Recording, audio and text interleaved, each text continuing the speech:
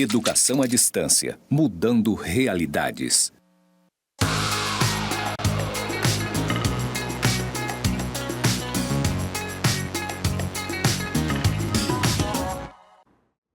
Saudações, pessoas! Sejam bem-vindos aos cursos do Instituto Federal de Educação, Ciência e Tecnologia de Rondônia, o IFRO, Campus Porto Velho, Zona Norte. Você está na licenciatura em Pedagogia EAD e eu sou a professora Anabela Barbosa. Juntinhos estamos na jornada de legislação educacional na trilha LDB.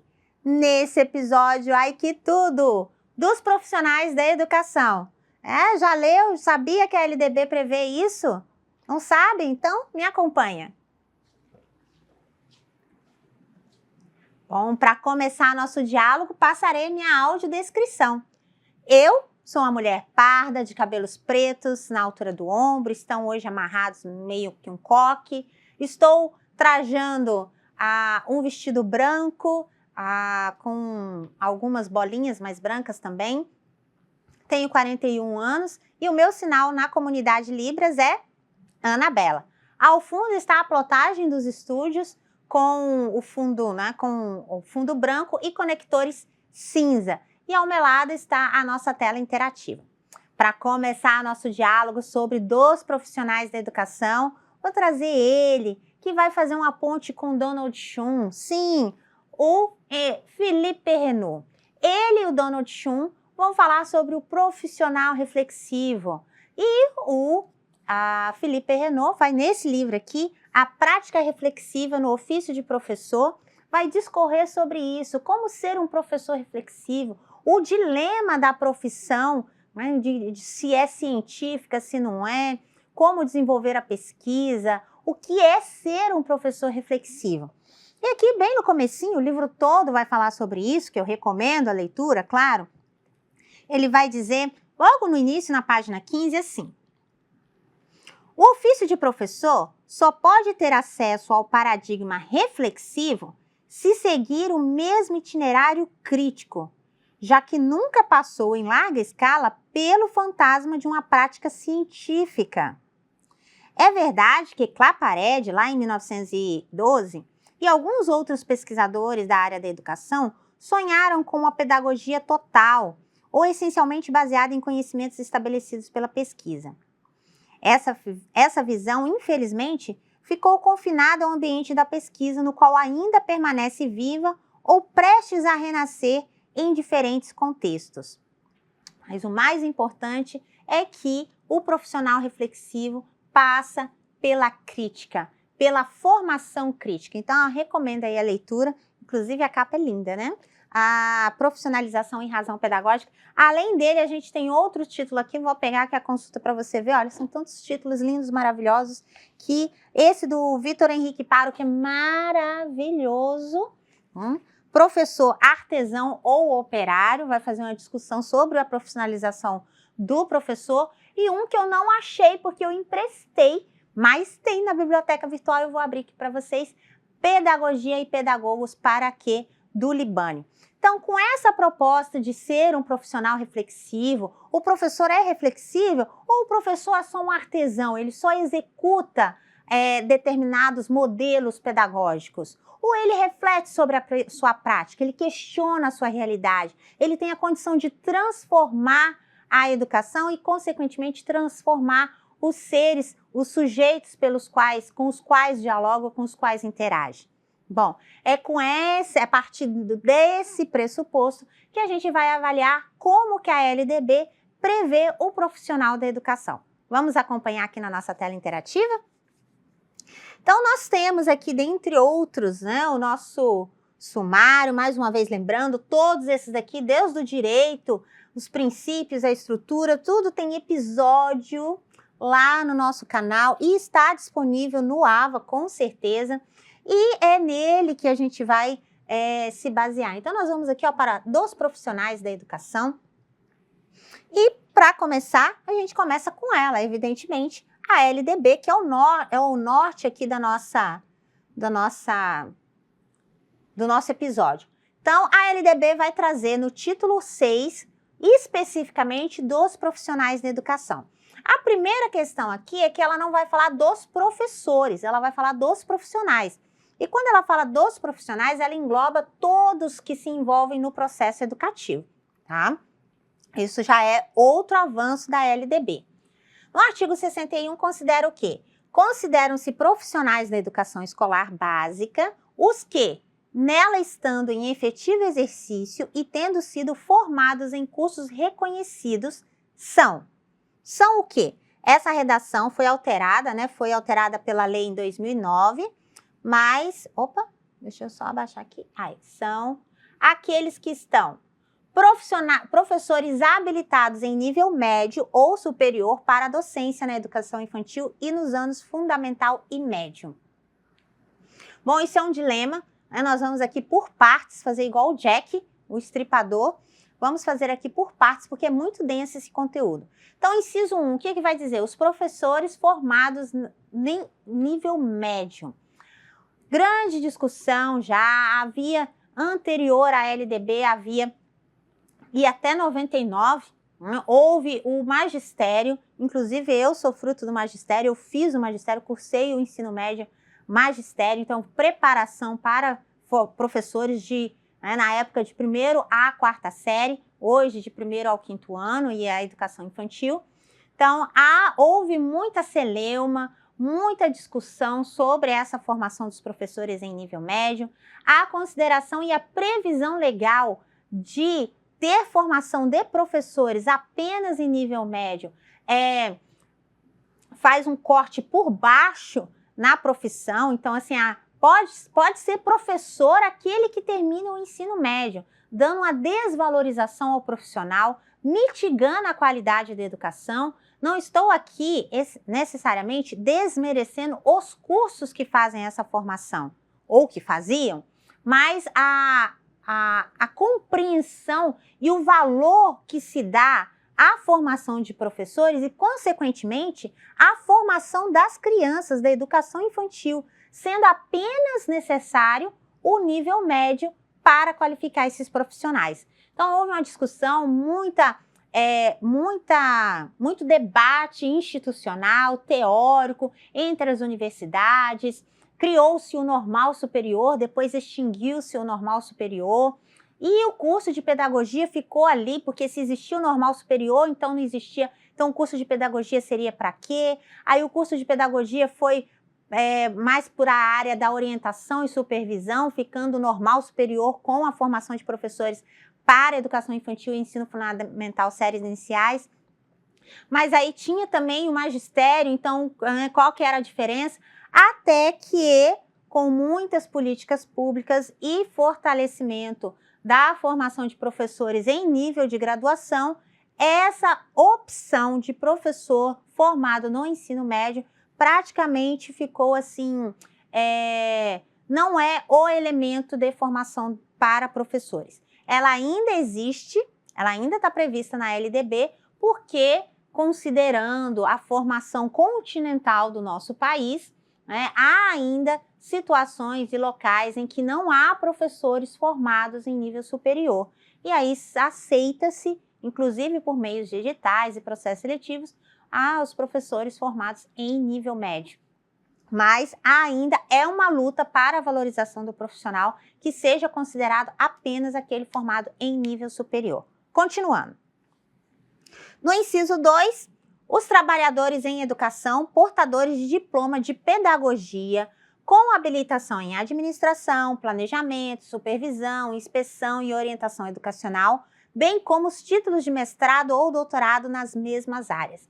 Evidente que aqui está o sonho de todo educador, que os profissionais, todos os professores, especialmente aqueles das séries iniciais da educação infantil, tivessem a sua formação técnica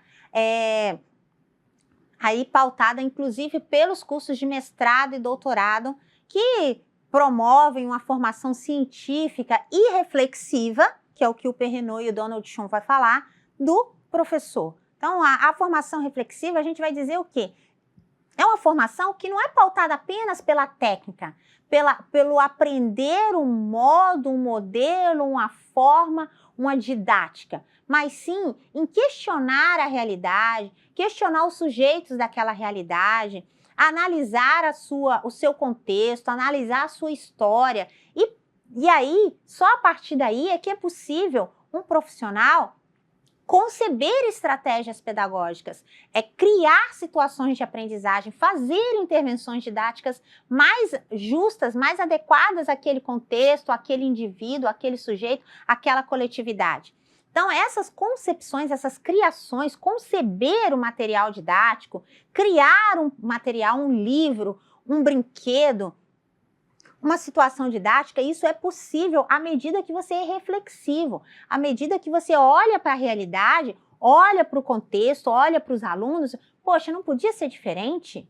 Mas e se eu fizer dessa forma? Ele vai aprender mais? Ele vai aprender melhor? Ele tem mais chances de aprender? Se eu fizer ou se eu continuar fazendo assim, isso limita a aprendizagem? É isso que é se tornar um profissional reflexivo. E isso só é possível à medida que você busca, que você questiona, que você pesquisa, que você investiga. E o que é a investigação, se não a prática da pesquisa científica? E essa prática da pesquisa científica, infelizmente ainda, ela só acontece na graduação, em alguns casos na graduação, e o mais comum é que essa prática reflexiva aconteça nos mestrados e nos doutorados. E por isso que a gente tem dissertações e teses. O que são teses? São concepções, idealizações. Então, teses são justamente isso, é algo novo, conceber algo novo. Você tem tese no doutorado.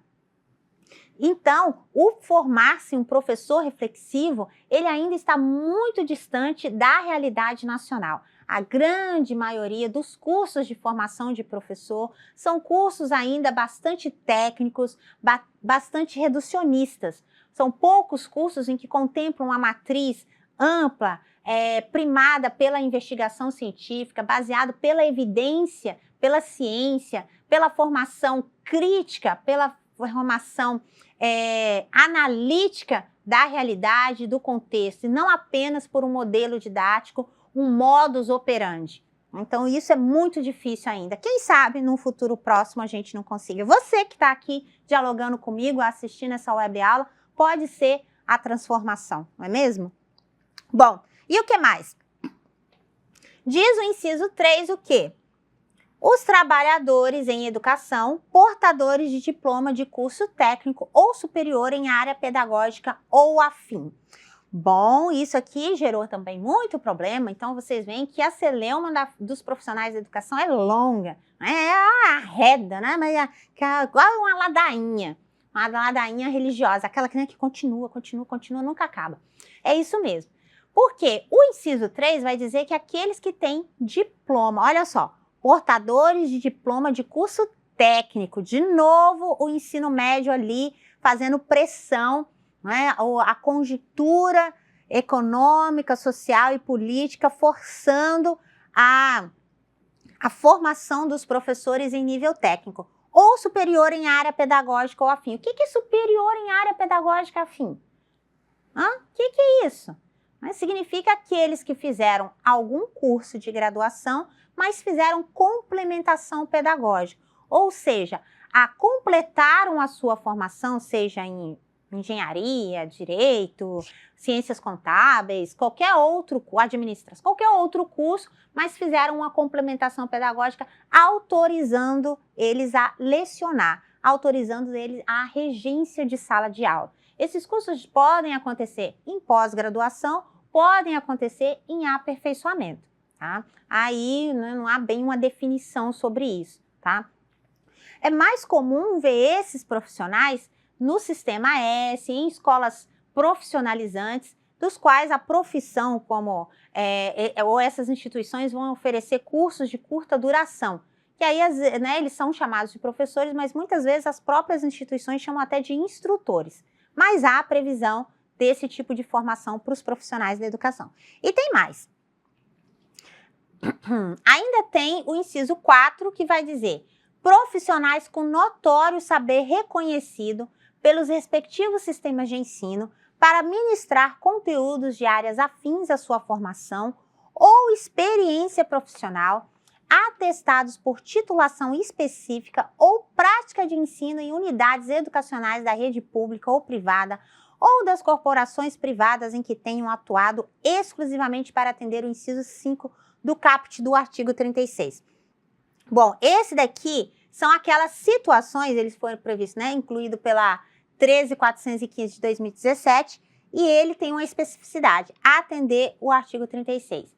Aí, nesse caso, os profissionais, eles podem ser, por exemplo, para cursos da educação profissional, em que você não tem um professor habilitado naquela área, você pode reconhecer, o notório saber daquele profissional, e aí você dá tipo um título honoris causa, mais ou menos, um título honoris causa a esse profissional para que ele seja professor, para que ele possa ensinar sobre isso. Ainda é um dilema, esse percurso aí também tem muitas discussões, muitas inquietações científicas, inquietações técnicas, inquietações sindicais, inquietações dos próprios representantes da educação e das organizações. Mas há a previsão, e se a previsão não foi mudada, inclusive o que foi alterado mantém a previsão, então vamos aceitando. Até quando? Não sei, vai depender de nós. Por último, o inciso 5, profissionais graduados que tenham feito complementação pedagógica conforme disposto pelo Conselho Nacional de Educação. Nesse caso, efetivamente, são aqueles profissionais que fizeram a complementação pedagógica. O que é a complementação pedagógica? Por exemplo, tem a engenharia e aí você tem a complementação pedagógica. Você fez o curso de engenharia e aí tem mais ou menos 1 ano ou 2, vai depender da instituição, vai depender da matriz, de estudos especificamente pedagógicos, didática, avaliação, currículo, vai ver esses elementos essenciais da prática educativa. E aí ele faz essa complementação. Geralmente essa complementação é dentro da própria oferta do curso. Então, por exemplo, eu fiz a administração, eu fiz sistemas de informação e eu faço uma complementação pedagógica, eu fiz matemática, e aí eu virei bacharel em matemática e eu tenho uma complementação pedagógica que me permite ser licenciado. Essa complementação pedagógica, em alguns casos, dá o título de licenciado à pessoa que faz. Então, é importante fazer essa observação. Às vezes, não dá o título de licenciado. Então, se você, porventura, conhecer alguém ou souber, esclareça essa situação, porque nem toda a complementação pedagógica confere o título de licenciado. E a licenciatura ainda tem a licenciatura plena e a licenciatura curta, tá? Há poucos cursos hoje com licenciatura curta, mas ainda há algumas remanescentes. Agora, o que vale pelo Ministério da Educação é a licenciatura plena. E aí, nesse caso de complementação, tem que observar se o título, o diploma a ser conferido, vai ser de licenciatura plena, tá bom? O parágrafo único vai falar da formação dos profissionais de educação de modo a atender às especificidades do exercício de suas atividades, bem como aos objetivos das diferentes etapas e modalidades da educação básica, terá como fundamento o quê? Bom, aqui no parágrafo único é que a gente começa a falar sobre os princípios da formação do professor. Que tipo de profissional vai ser esse? Quais são os elementos essenciais para que esse professor possa atuar na educação? As diretrizes curriculares de formação das licenciaturas de pedagogia vão ter que princípios orientadores? Vamos acompanhar? Bom, inciso 1. A presença de sólida formação básica que propicie... Opa, passei demais? Que propicie o conhecimento dos fundamentos científicos e sociais de suas competências para o trabalho. Inciso 2. Associação entre teoria e prática, mediante estágios supervisionados e capacitação em serviço. Inciso 3. O aproveitamento da formação e experiências anteriores em instituições de ensino e em outras atividades. E já passando para o parágrafo 62, A formação de docentes, e aqui ele vai falar especificamente de docentes, né? A LDB, o legislador vai falar especificamente de docentes. Para atuar na educação básica, far-se-á em nível superior, em curso de licenciatura plena, admitida como formação mínima para o exercício do magistério na educação infantil e nos 5 primeiros anos do ensino fundamental, a oferecida em nível médio na modalidade normal. Ai, facada, dói o coração. É quando você acha que, vai melhorar. E aí ele fecha aceitando ainda a formação em nível médio. Chega a ficar bonito, né, o artigo, quando o legislador inicia. Olha só. A formação de docentes para atuar na educação básica, far-se-á, tem até uma mesóclise aqui, em nível superior, em curso de licenciatura plena, admitida como formação mínima. Aí você pensa que é a licenciatura plena que é a formação mínima, mas aí ele vai e desconstrói a situação, falando assim, olha, como formação mínima para o exercício do magistério na educação infantil. E nos 5 primeiros anos, a oferecida em nível médio. Então, o que é a formação mínima que ele está falando? Não é a licenciatura plena, é a oferecida em nível médio, na modalidade normal, aquela que eu falei que já caiu. Que, assim, praticamente não existe, embora ainda tenha previsão legal, há alguns institutos que oferecem, algumas escolas que oferecem, mas por força social, não se tem mais essa oferta de nível médio na modalidade normal. Então, a importância do movimento social em favor de que a formação mínima para o exercício do magistério é o curso de licenciatura. E aí, qualquer licenciatura, mas, evidentemente, está se mantendo na história a licenciatura em pedagogia como aquela que é a exigência mínima e a mais apropriada para se trabalhar com a educação infantil e os anos iniciais do ensino fundamental, mas admitindo aí qualquer licenciatura, desde que seja licenciatura. Então, o legislador, ele começa, aí depois ele vai lá e enfia a faca no coração da gente, né, e traz para baixo a exigência mínima de formação. Então, por que não se exige? Aí você vai para a reflexão crítica do profissional reflexivo. Por que não se exige, então, nível médio para o médico, para o advogado, para o engenheiro? Não tem. Então, a reflexão que se dá aqui é essa. Por que se exige apenas o nível médio para a formação?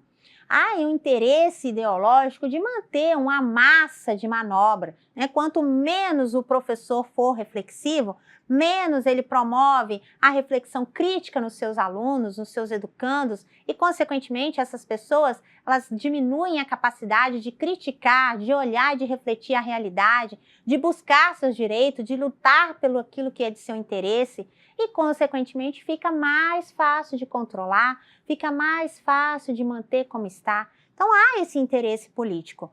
E, é claro, cabe a nós lutar contra isso, né? Transformar a legislação como forma de resistência a essa alienação. Isso é um processo de alienação. Então, que não aceitemos mais isso, que continuemos a lutar e nos organizar nos sindicatos e nas instituições de classe para lutar contra esse tipo de desvalorização profissional. Bom, continuando, o inciso 1º vai dizer sobre o financiamento, né, e como que vai dar essa formação. Parágrafo 1º, a União, o Distrito Federal, os estados e os municípios, em regime de colaboração, deverão promover a formação inicial, continuada e a capacitação dos profissionais da educação. Parágrafo 2º, a formação continuada e a capacitação dos profissionais de magistério poderão utilizar recursos e tecnologias da educação à distância. Sério?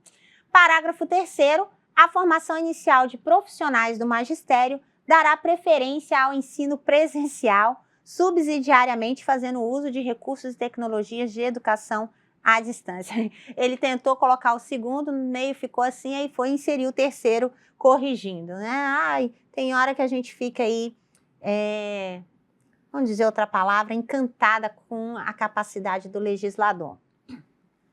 Parágrafo 4º, a União, o Distrito Federal, os estados e os municípios adotarão mecanismos facilitadores de acesso e permanência em cursos de formação de docentes em nível superior para atuar na educação básica pública. Aqui é meio que uma ação afirmativa para garantir a formação de professores para a educação básica. Então, a oferta de maior número de cursos por instituições públicas de ensino superior, como licenciaturas e pedagogia, é uma política para garantir esse parágrafo 4º.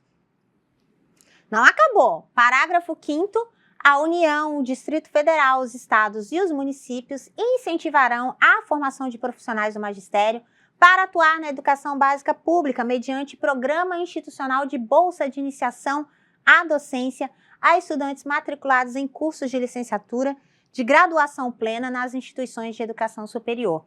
Provavelmente alguns de vocês fazem parte aí desse programa, né? O PIBID, Iniciação à Docência. Opa! O parágrafo 6º, o Ministério da Educação poderá estabelecer nota mínima em exame nacional aplicado aos concluintes do ensino médio como pré-requisito para o ingresso em cursos de graduação. Poderá, não existe, não foi, o Conselho Nacional de Educação não se manifestou sobre isso. Então, os do ensino, o ingresso nos cursos de graduação ou formação de docentes não tem esse pré-requisito. Era uma forma de repente, garantir o ingresso de estudantes, mas não, por enquanto ainda não se efetivou. Parágrafo 8º, os currículos dos cursos de formação de docentes terão por referência a Base Nacional Comum Curricular. Essa alteração da lei em 2017, olha, por alguns promoveu a revolução, para outros promoveu o caos. Então, aí você se posicione, vou dar os dois contextos. Para aqueles que acreditam que foi o caos, a Base Nacional Comum Curricular, a BNCC, traz um rol extensivo de competências e habilidades que devem ser trabalhadas na educação básica, educação infantil e o ensino médio. E aí, por base dessas competências, então o professor tem que saber todas essas competências e, além delas, tem que ter as competências de formação profissional. Então, ficou bastante extensivo para quem acha que isso foi o caos. Assim, não tem como abarcar todas as competências exigidas na BNCC durante a formação de 4 anos, né, e mais as competências da formação técnica. Mas é o que está vigindo. E para quem acredita que isso foi uma revolução positiva, faz o casamento entre a formação técnica e o currículo de estudo da educação básica. Então, para quem acredita nisso, acha que houve uma convergência, que houve um alinhamento, e isso é muito positivo. Aí você analise e se posicione. Artigo 62A, alterado pela lei em 2013, a formação dos profissionais a que se refere o inciso 3 do artigo 61, far-se-á por meio de cursos de conteúdo técnico-pedagógico em nível médio ou superior, incluindo habilitações tecnológicas. Permitiu aí habilitações tecnológicas para quem estiver naquele eixo da educação profissional. E o parágrafo único vai dizer o quê? Garantir-se-á formação continuada para os profissionais a que se refere o caput, no local de trabalho ou instituições de educação básica e superior, incluindo cursos de educação profissional, cursos superiores de graduação plena ou tecnológicos e de pós-graduação. O que essa alteração na LDB provocou? A alteração dessa legislação na LDB, ela trouxe a seguinte situação. Aos professores que já faziam parte da rede e que não tinham formação superior, a União, os estados e os municípios, em articulação, promoveriam formas de capacitação, de qualificação em serviço. Então, aí houve vários programas. Isso foi uma ação bastante positiva do Estado brasileiro. Então, houve vários programas. Aqui em Rondônia, a gente teve... agora eu vou esquecer o nome do programa.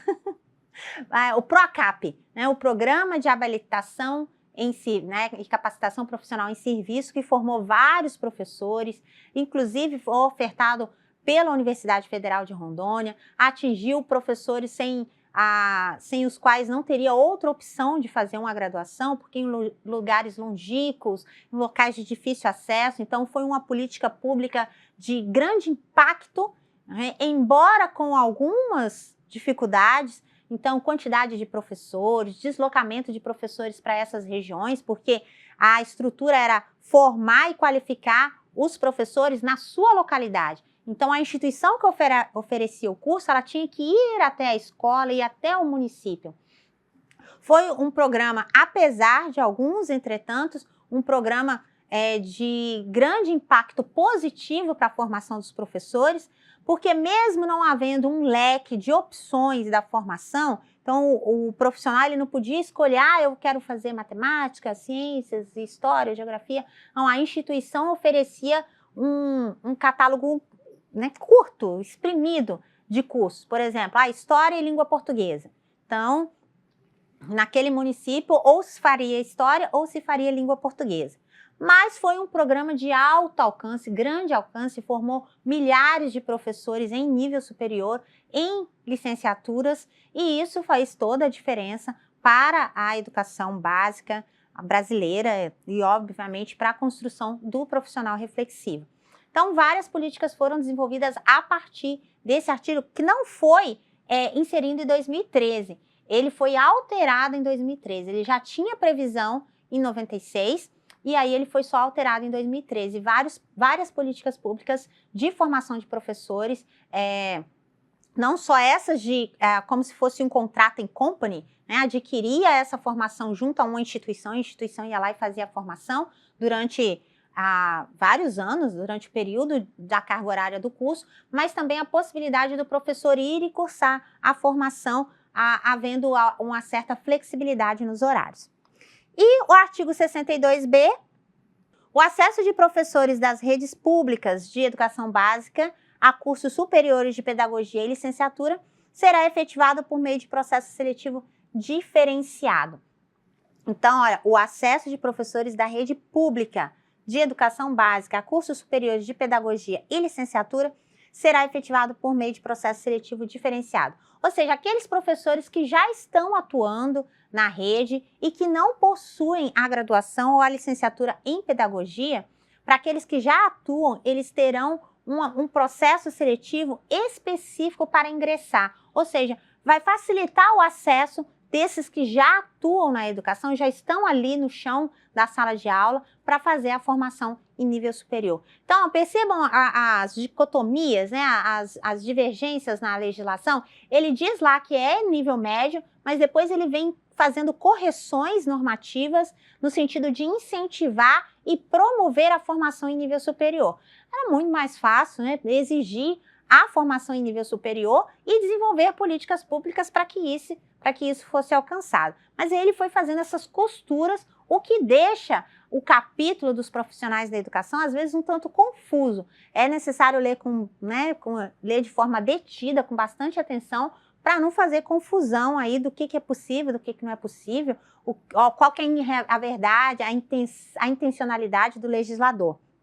Não para aí, não. No parágrafo 1º, a gente tem, terão direito de pleitear o acesso previsto no caput deste artigo os professores da rede pública, municipal, estadual e federal que ingressaram por concurso público, tenham pelo menos 3 anos de exercício da profissão e não sejam portadores de diploma de graduação. Quando esse artigo foi incluído, esse sim foi incluído pela 2017, ela vem tratar do quê? Ela vem tratar do fato de que esses profissionais que já estão na educação e que vão ingressar num curso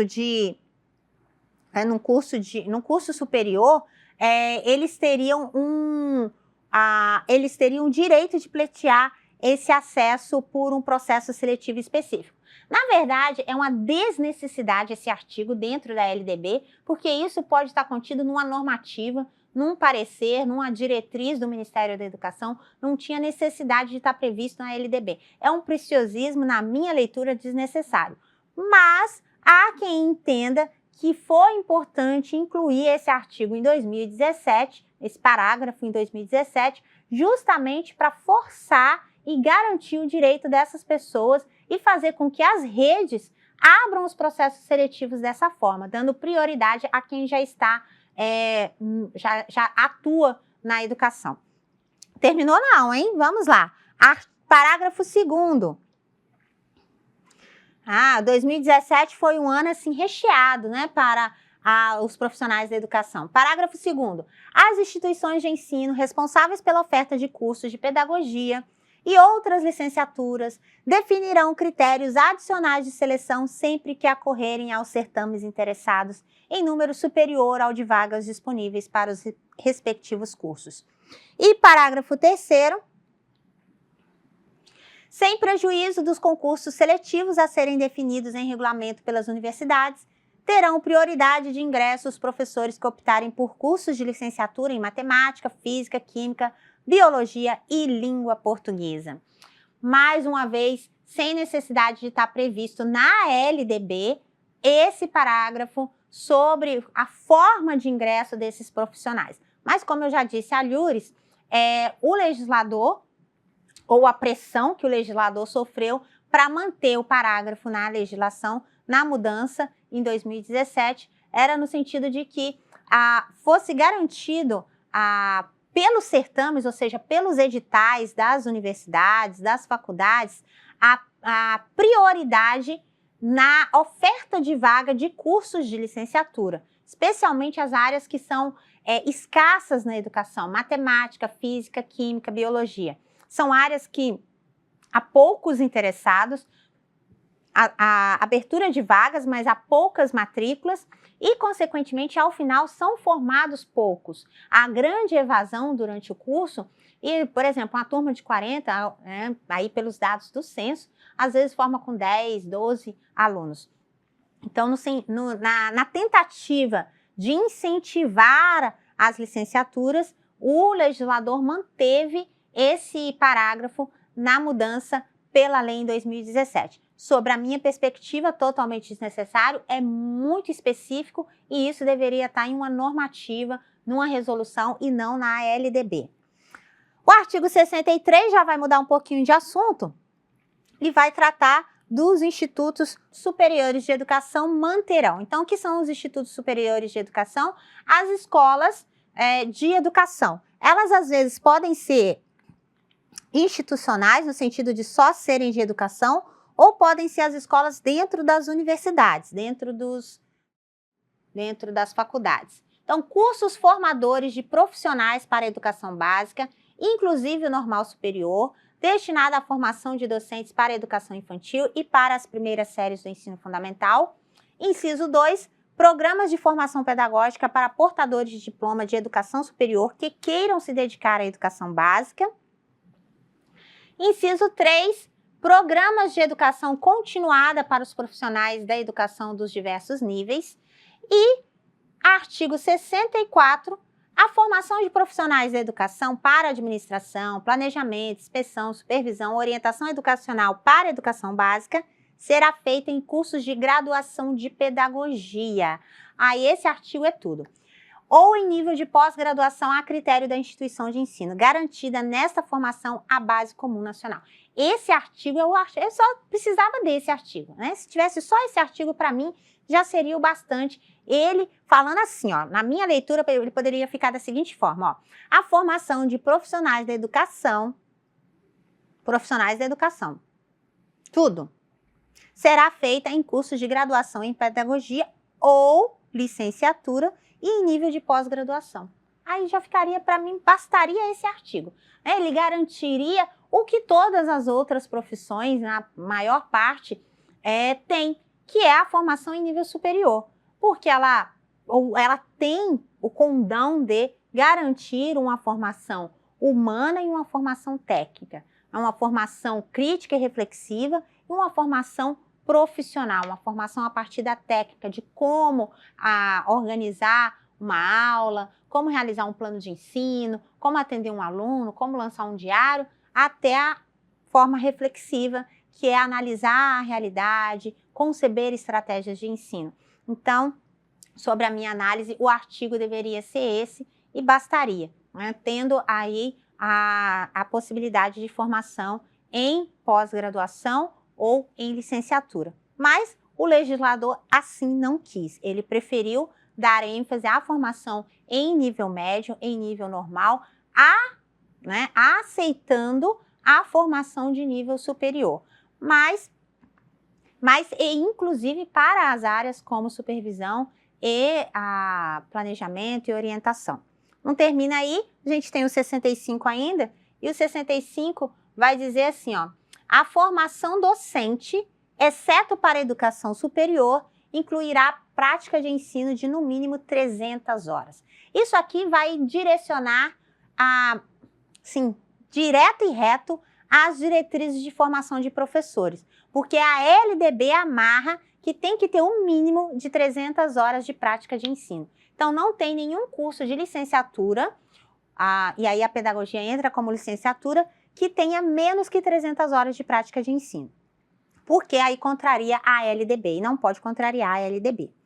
O artigo 66, a preparação para o exercício do magistério superior, ou seja, para quem vai lecionar para a faculdade, far-se-á em nível de pós-graduação, prioritariamente em programas de mestrado e doutorado. Não poderia ter sido assim? Olha, a preparação para o exercício do magistério da educação básica far-se-á em nível de graduação, prioritariamente em programas de mestrado e doutorado. Ficaria bonito também, né?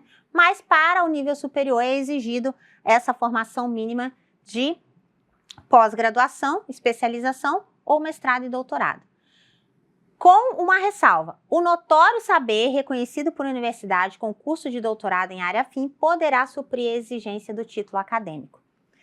E o artigo 67 vai falar sobre os sistemas de ensino, como que eles promoverão a valorização dos profissionais da educação, assegurando-lhes, inclusive, nos termos dos estatutos e dos planos de carreira do magistério público. O quê? Então, sempre há a legislação que vai regular o plano de carreira do magistério, na rede municipal, na rede estadual, na rede federal. A gente está falando aqui de magistério público. O magistério privado, ele tem os estatutos e também é regido pela CLT, tá? Então, inciso 1, ingresso exclusivamente por concurso público de provas e títulos. Isso foi alterado na LDB em 96. Então, a partir de 96, isso sim foi um grande avanço da LDB. Só puderam ingressar, há exceções, evidentemente, mas só puderam ingressar efetivamente para o serviço público municipal, estadual ou federal mediante concurso. Há várias exceções, várias brechas normativas, de contextos de emergência e urgência, abertas por motivação administrativa, nos executivos municipais, estaduais e federais, mas a LDB fez esse avanço em garantir o ingresso por meio de concurso público. O que isso quer dizer? Isso quer dizer que aquele que vai entrar na carreira do magistério, ele tem que fazer a demonstração do seu saber profissional e técnico. Então, isso como se faz, por exemplo, nos conselhos regionais. Mas o conselho de educação, ele não funciona como os conselhos das outras profissões, como o Conselho Regional de Medicina, a Ordem dos Advogados do Brasil. Eles não regulam especificamente a profissão. Nessas outras profissões, eles fazem a organização e a regulação da profissão. O Conselho Nacional de Educação, ele faz apenas, né? Ele normatiza, ele é mais um ente de normatização do que de regulação da profissão. Então, você não tem um número, né, no Conselho Nacional de Educação, como tem o médico, como tem um fisioterapeuta, ou na carteira profissional da Ordem dos Advogados do Brasil. Então, o Conselho Nacional de Educação, ele é normativo, ele não é de regulamentação da profissão. E talvez seja por isso que é tão importante a LDB prever o ingresso por concurso público. Talvez um dia, quem sabe, a gente tenha um Conselho Nacional de Educação, um Conselho Regional de Educação, que não seja normativo, mas que trabalhe para regular a profissão. Seria um grande avanço político-social para o Brasil e para a profissão do magistério ter esse agente trabalhando a favor da profissão, porque haveria uma luta coletiva em busca dos direitos do educador. Mas ainda tem o aperfeiçoamento profissional continuado, inclusive com o licenciamento periódico remunerado para esse fim. O que quer dizer isso? Isso é bom, né? Isso não sei até quando é exequível, mas é previsto pela LDB o licenciamento profissional continuado, ou seja, você se afastar, olha, prevê, inclusive licenciamento periódico remunerado. Então, você pode receber para você estudar, né? E pode, inclusive, ser afastado das suas atividades para você estudar. Então, para você fazer uma pós-graduação, ou você fazer um mestrado, ou fazer um doutorado. No entanto, todavia, contudo, a quantidade de professores é insuficiente para atender à demanda, e aí, na maioria das vezes, por interesse da administração, o profissional não é liberado porque não tem outro para substituí-lo. E aí, a gente fica no mesmo círculo vicioso. Então, como é que você faz, como é que você realiza uma formação adequada se você não consegue ser liberado para estudar, para pesquisar, para ler, para investigar? Isso, às vezes, é até irracional. O piso salarial profissional, que vai ser lá instituído pelo Fundeb, né, pelo Fundef, então, em 96, depois pelo Fundeb. Então, a LDB define um piso salarial. Aqui vem uma crítica e um avanço. Avanço porque define um piso salarial. Até então, era a discricionariedade dos municípios, estados, o valor a ser pago ao professor, que nem sempre era o salário mínimo. Às vezes era menos que o salário mínimo. Com a LDB, define-se um piso para todo o território nacional. Então, em tese, o professor não pode ganhar menos do que o piso salarial. Mas ele define piso. E aí, piso já é negativo, não é verdade? Olha, você já é pisar, né? Já não é positivo. Por que não definir um teto? Né? Um teto assim, tipo dos magistrados, né? Tipo do STF. Tá? Então, quem sabe, fica o convite aí para os legisladores, quem sabe. Então, há uma crítica e há um avanço. O avanço em definir esse piso nacional, então tentar dar as mesmas garantias a todo o professor em todo o território nacional, mas, ao mesmo tempo, ele se baseia pelo piso, não pelo teto. Então, o piso é o mínimo que se pode ganhar. Não se pode ganhar abaixo do que isso. Mas a gente sabe que em muitos locais, em muitas regiões, infelizmente, o professor ganha menos do que o piso definido no Fundeb e nem é pago por ele, infelizmente. Bom, inciso 4, progressão funcional baseada na titulação ou habilitação e na avaliação de desempenho. Isso também é uma proposta mais baseada na teoria na teoria da burocracia, da meritocracia, mas que é bastante válida porque valoriza o profissional à medida que ele estuda. Então, se ele faz uma pós-graduação, ele vai receber a mais por esse título. Se ele faz um mestrado, ele vai receber a mais por esse título. Se ele faz um doutorado, ele também vai receber a mais por esse título. Então, é ao mesmo tempo um incentivo e uma valorização do profissional. Então, hashtag positivo para esse inciso. O inciso 5, período reservado a estudos, planejamento e avaliação incluído na carga horária de trabalho. Cri, cri, cri, cri. Aqui há várias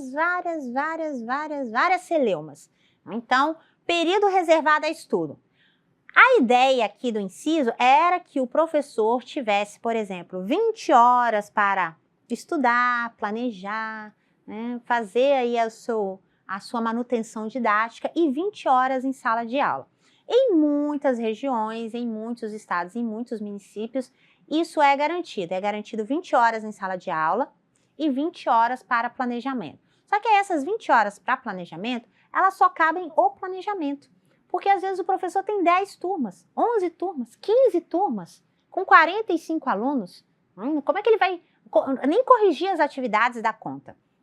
Então, aí, né, a necessidade de um ajuste estrutural com relação à previsão do inciso. Mas o inciso em si é positivo, porque resguarda ao professor o direito de, no mínimo, planejar suas atividades, o que não acontecia, o que não era garantido anteriormente. Não tinha essa reserva de tempo para ele planejar as atividades e estudar. Então, isso é garantido a partir de 96. E o inciso 6, Aí o inciso 6 é lindo, né? Que pena que não é efetivo, mas quem sabe um dia, condições adequadas de trabalho. Para você, o que seria condições adequadas de trabalho, hein? O que você considera como condições adequadas de trabalho para o professor? Uma sala de aula refrigerada, se for numa região quente, condicionada, se for numa região fria, carteiras adequadas, material didático. Aí o professor vai pensar mais no aluno do que nele, né? Olha só, professor é engraçado, é uma profissão honrada, é uma profissão honrada. Então ele pensa mais no aluno do que no professor, no que nele mesmo. Mas o que seriam essas condições adequadas? Analisa aí comigo, reflete, seja um professor reflexivo. O que seria condições adequadas para o trabalho? Então, horário para formação, diferente, não contado no horário de planejamento, então coisas distintas, porque formação é uma coisa, planejamento é outra. Condições físicas, infraestrutura de trabalho, então material didático, a estrutura física da sala, as condições, quantitativo de alunos, a gente enfrenta salas de aula que não tem nem janela às vezes, a gente enfrenta salas de aula que não tem teto, a gente enfrenta salas de aula que chove dentro, escolas que ainda não tem merenda, e tantas outras mazelas que o mínimo já seria agradável para a gente. Mas ainda é uma luta e a LDB, felizmente, previu isso como um direito, mas falta muita política pública para isso se efetivar. Inciso 1º, a experiência docente é pré-requisito para o exercício profissional de quaisquer outras funções de magistério, nos termos das normas de cada sistema de ensino. Essa alteração aí vai ser para funções superiores, né? E o parágrafo 2º, para os efeitos do disposto no parágrafo 5º ali do artigo 80, e do 201 da Constituição, são consideradas funções de magistério as exercidas por professores e especialistas em educação no desempenho de atividades educativas, quando exercidas em estabelecimento de educação básica em seus diversos níveis e modalidades, incluídas, além do exercício da docência, as de direção de unidade escolar e as de coordenação e assessoramento pedagógico. Essa inclusão deveu-se especialmente, assim, uma das motivações foi justamente para fins de aposentadoria, porque a legislação depois não estava considerando o exercício da direção, da coordenação pedagógica, da orientação, como atividades equiparadas à de docência. E aí a docência tinha, para fins constitucionais, tem a especificidade da questão da idade e do tempo de serviço especial, né, que você tem redução, considerando que você está em efetivo exercício, você está em regência. E aí não era considerado como docência. Então, veio aí a alteração para equiparar as funções, digamos assim, tá? Embora haja divergência ainda. E nesses termos encerra o que tem na LDB sobre dos profissionais da educação. Eu não cheguei nem à metade, acho que esse vai ser o episódio mais comprido. Vamos ficar de olho. O que tem mais para a gente ver? Bom, a gente tem muita coisa para ver dos profissionais da educação, porque lá em 2015, o que acontece? Em 2015 há uma mudança, aí eu estou falando só do recente. Em 2015 há uma mudança, há a publicação das diretrizes curriculares nacionais para a formação inicial em nível superior, ou seja, em cursos de licenciatura e cursos de formação pedagógica para os graduados, ou seja, aqueles que fizeram uma graduação, mas que não é licenciatura e que gostariam de fazer para contemplar a licenciatura. Essas diretrizes, elas vão dar aí um rebuliço na organização educacional, porque elas vão prever um rol de competências e habilidades necessárias para a formação do professor. Em 2019, essa legislação de 2015 vai ser alterada, vai ser substituída pela número 2 de 2019, que vai fazer outro rebuliço, porque ela vai alinhar as diretrizes curriculares nacionais de formação dos professores à Base Nacional Comum Curricular e a uma Base Nacional Comum de Formação. Então, todos os professores têm que ser, todos os cursos tem que ter as mesmas competências e habilidades previstas nessa BNC de formação. Inclusive, ainda está o rebuliço, ainda está o debate ainda sobre a vigência aí, né, e a possibilidade de execução da 2019. E em 2020 vai vir uma reformulação dispondo sobre as diretrizes curriculares, vai fazer a alteração da 2019, e aí em 2022, em maio, vai ter uma nova resolução, e essa resolução, ela vai, assim, ela não necessariamente interfere nas provocações de 2019 e 2020, porque ela institui diretrizes curriculares para a formação de professores da educação profissional, ou seja, da educação da EPT, com mais especificidade. Mas ela não foge totalmente à BNC de formação. E a BNC de formação, tem muitas críticas sobre ela, porque ela é um rol extensivo, é muito exigente, ela amarra os currículos dos cursos de licenciatura, ela tem alguns teóricos e acreditam que ela tem uma visão muito, muito técnica, muito chega a ser muito capitalista, né? Alguns usam até essa terminologia, muito, muito mercadológica. Outros já falam que é importante porque ela faz esse alinhamento com a BNCC, ela faz esse alinhamento de todas as licenciaturas, então eles acreditam que isso é positivo. Acesse a BNC de formação e veja o que você acha. Lá tem um rol de fato, um rol extensivo de competências, são 3 eixos: o eixo de formação de conhecimento profissional, engajamento profissional, e é muito importante que você conheça a BNC de formação. Vamos lá, né? Quais são as diretrizes? Olha só, a gente trouxe esse infográfico aqui, opa, tá até com outro link aqui, né? De quem estuda para ser professor. Quer dizer, interessante, né? Qual que é o perfil de quem está nas licenciaturas? Olha, como mudou na última década. Então, a gente tem assim, ó, a cor do professor mudou. Em 2014, havia mais docentes negros e pardos do que em 2005. Na pedagogia, 61% são brancos, né? 61% a mais são brancos do que em 2005. E 47% são brancos a mais do que em 2000, 45% são brancos em 2014. Aí houve uma mudança, né, de 61 para 47. Desses 46,1% em 2014, ante 61,3% em 2005, de todas as licenciaturas, tá? E a gente tinha aí 51,3% eram negros. Antes, na pedagogia, 36,2% de negros e pardos em 2005, aí subiu para 50% de negros e pardos em 2014. A idade desses estudantes, vamos lá, deixa eu ver aqui, né? A média variou aí entre 18 e 24 anos, na maioria em 2005, e já em 2014 essa faixa etária encolheu, ou seja, ficou menor. Além disso, a gente tem aí alguns outros destaques, ó. Em 9 dos 14 cursos de licenciatura, a representação dos negros é igual ou maior do que 51% em 2014. Os indígenas estão mais presentes em todos os cursos de licenciatura, embora em número menor. 81,4% dos futuros docentes estavam matriculados em universidades privadas, apesar dos incentivos para a rede pública. Então, esses, né, se você quiser ver mais sobre esse infográfico, você acessa aí a Nova Escola. Foi uma produção feita aí pela Nova Escola, o infográfico está disponível no link, você pode acessar, um infográfico bem interessante para a gente ver como que funciona que já consultamos aqui. E aí, né, professores, quem são? Onde trabalham? Quanto ganham?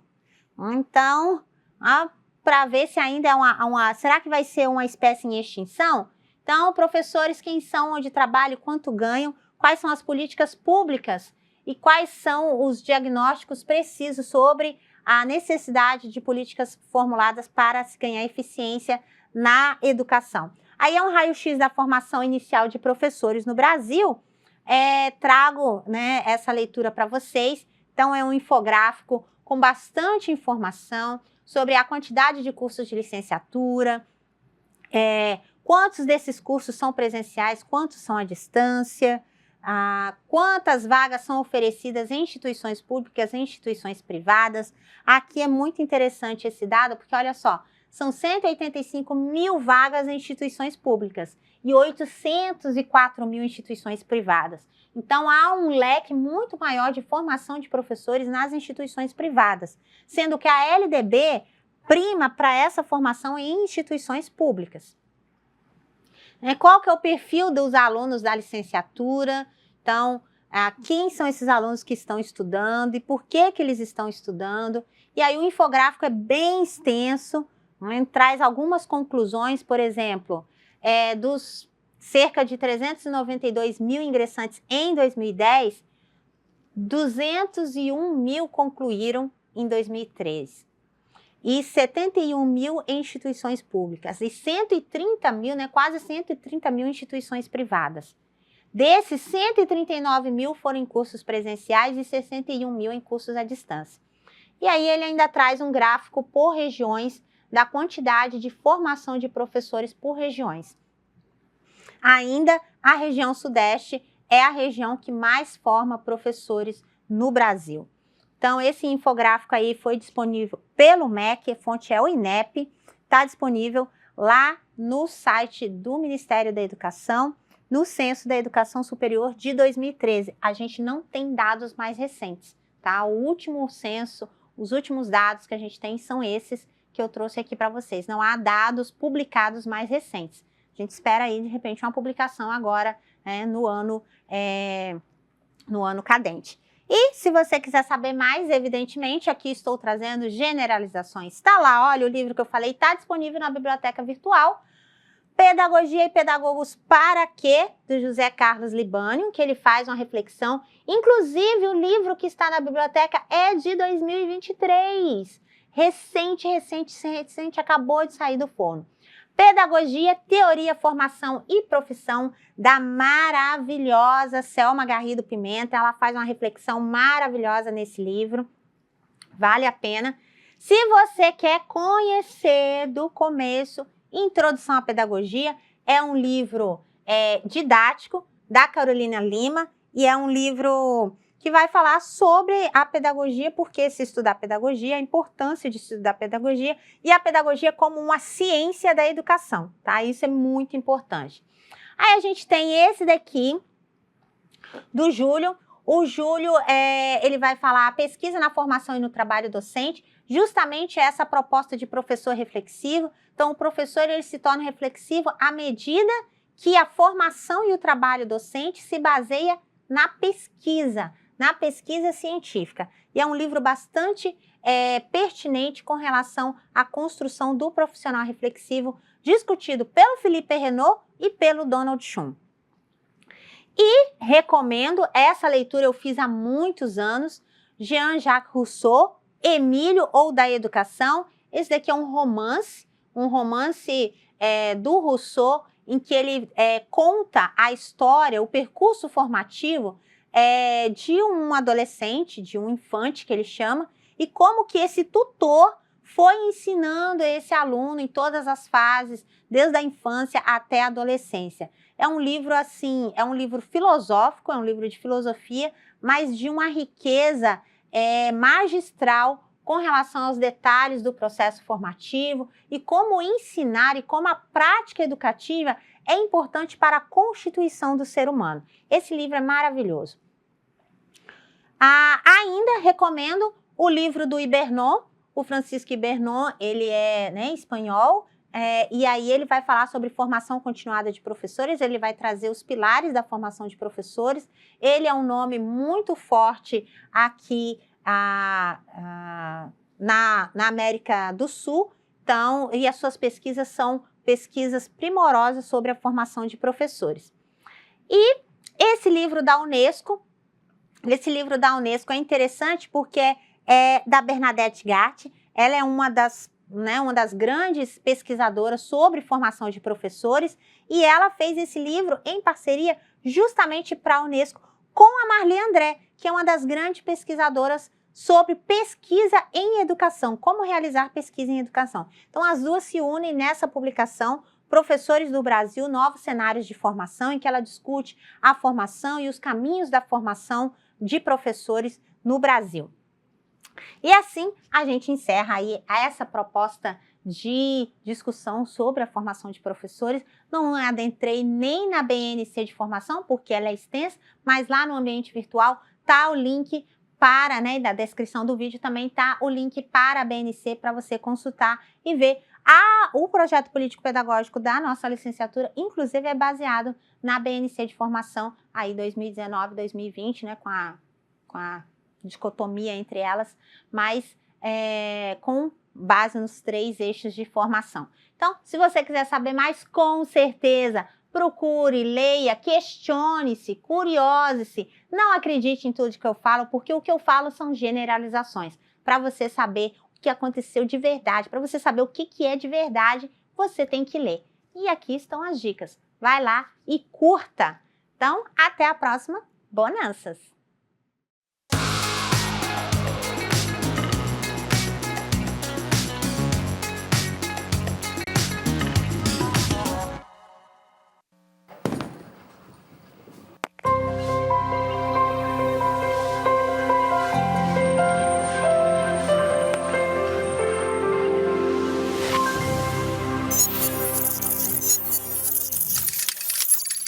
Educação à distância, mudando realidades.